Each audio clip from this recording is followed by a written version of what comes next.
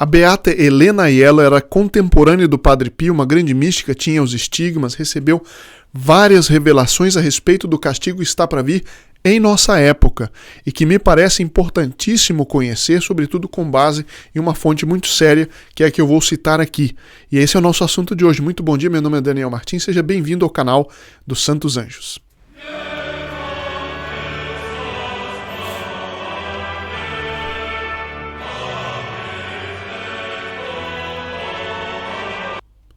E nós continuamos a ver, não é, os documentos da beata Helena Aiello, que fala a respeito, por exemplo, do papel da Rússia. Ela cita os castigos para a Itália, para Roma e para o mundo inteiro. E nós vamos ver com base no artigo do professor Roberto De Mattei, saído em 26 de abril, agora deste ano, na Itália, no jornal Corrispondenza Romana, um site muito conhecido, muito bem conceituado na Itália, de notícias católicas, e o professor Roberto De Mattei é conhecidíssimo historiador em Roma e na Itália, muito respeitado. Nós já vimos na quinta-feira, aqueles que quiserem ver o vídeo da quinta-feira passada, nós começamos a ver e hoje veremos alguns detalhes realmente impressionantes. E eu vou sem mais para o documento. Diz o seguinte: 13 de setembro de 1959. A Rússia espalhará seus erros em todas as nações, especialmente na Itália. Veja bem, 1959, portanto, bem depois da Segunda Guerra, um clima na época no mundo de um super otimismo, um otimismo não bom, porque era um otimismo dentro do pecado, dentro do que era chamado o desenvolvimentismo, mas sem desenvolver a virtude. Foi a época que o progressismo mais infiltrou a Santa Igreja e que nós vemos os frutos hoje. Então, para a gente se situar um pouco, 1959. A Itália não será salva disso. O flagelo da guerra está próximo e a Itália será a primeira a ser dominada pelas forças do mal. Quantos pecados públicos e privados mancham a cidade santa? 8 de maio de 1960. Eu não vou comentar muito. Eu peço que vocês vão fazendo o paralelo se isso bate ou não bate com os nossos dias. Então, 8 de maio de 1960. A Rússia está pronta para liberar todas as forças do mal e dará vazão a toda a sua fúria. Vai ser uma tremenda tempestade. A guerra estará próxima. A Rússia cairá sobre várias nações. O fogo começará de leste a oeste.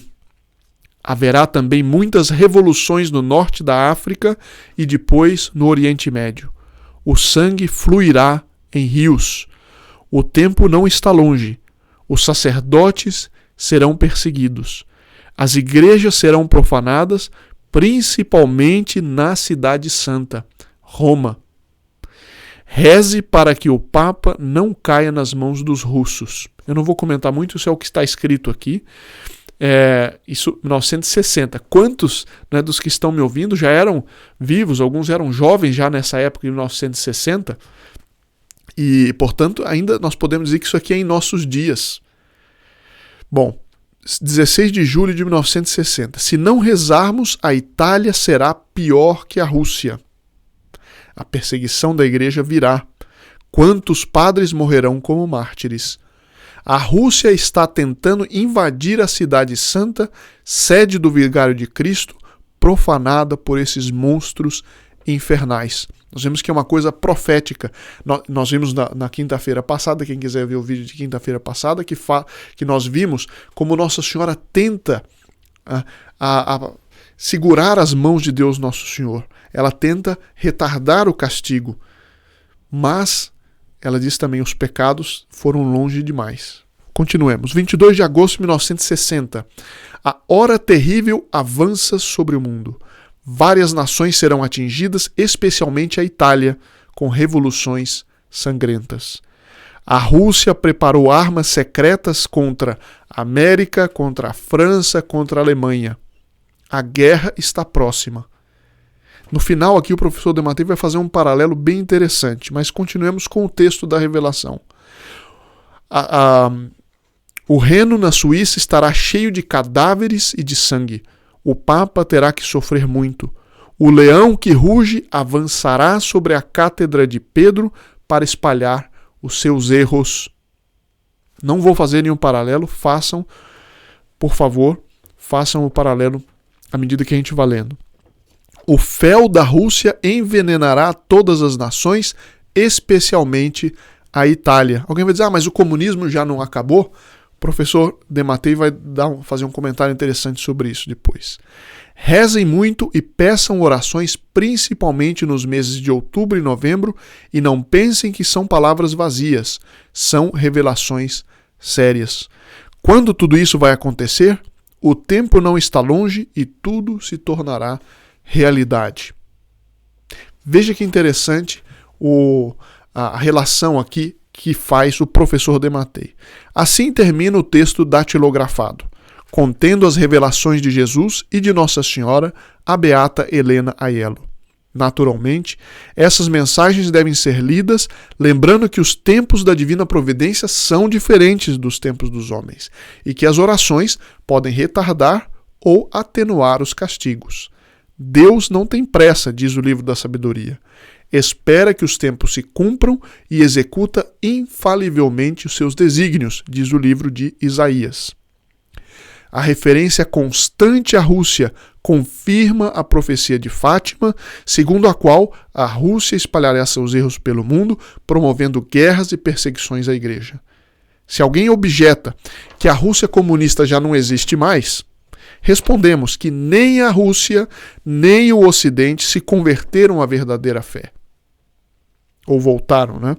E que os pecados públicos do mundo de leste a oeste do planeta aumentaram exponencialmente. Quem que pode negar isso, né? Como imaginar que o castigo anunciado por Deus foi removido? E se o castigo ainda paira sobre o mundo por causa de seus pecados, por que Deus, que é imutável em seus planos, mudaria o que por meio de Nossa Senhora anunciara em Fátima, a saber, que a Rússia seria o instrumento de seu castigo? Os fatos estão diante dos nossos olhos.